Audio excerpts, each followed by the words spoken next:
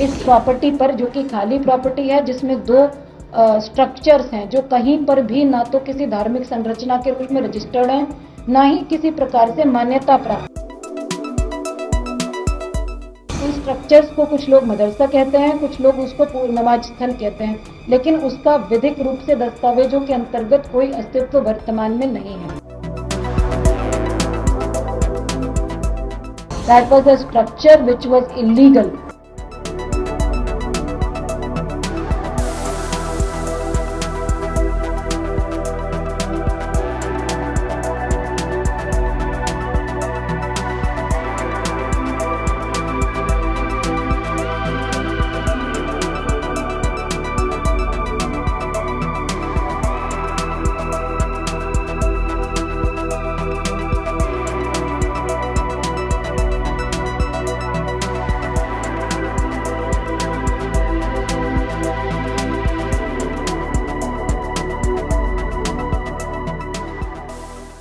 मेरा ये स्टोरी, ये बैकग्राउंड बताने का मकसद ये है कि ये कोई आइसोलेटेड एक्टिविटी नहीं थी, ये कोई एक ही परिसंपत्ति को टारगेट करके करी हुई एक्टिविटी नहीं थी। ये पूरे काफ़ी लंबे समय से हल्द्वानी के अंतर्गत सरकारी परिसंपत्तियों को अलग अलग क्षेत्रों में बचाने का, सुरक्षित करने का, अतिक्रमण मुक्त कराने का अभियान चल रहा है।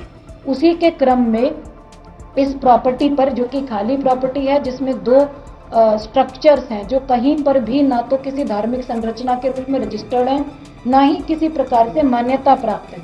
उन स्ट्रक्चर्स को कुछ लोग मदरसा कहते हैं, कुछ लोग उसको नमाज स्थल कहते हैं, लेकिन उसका विधिक रूप से दस्तावेजों के अंतर्गत कोई अस्तित्व वर्तमान में नहीं है।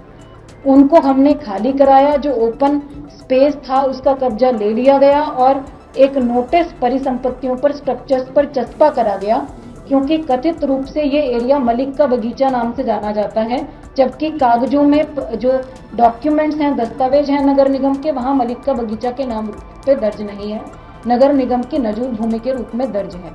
मदरसा जिसको कहा जा रहा है, उस भवन को सील कर दिया गया, सभी की सहमति ली गई, वो हमारे पोजीशन में था, नगर निगम के एडमिनिस्ट्रेशन के पोजीशन में था, पीएसी वहाँ पर पोस्टेड थी, किसी भी व्यक्ति का उसमें कोई अहित होने की संभावना नहीं थी, कोई उसके अंदर रह नहीं रहा था, कोई बेघर नहीं हो रहा था, किसी का घर, आवास स्थान उसमें इन्वॉल्व नहीं था। That was a structure which was illegal.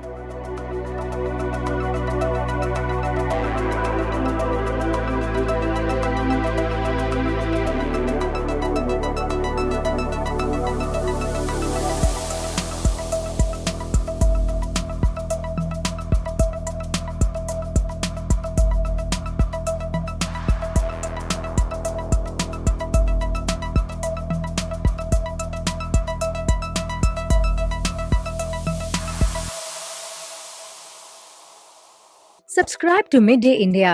Get direct notifications on all our videos by clicking on the bell icon.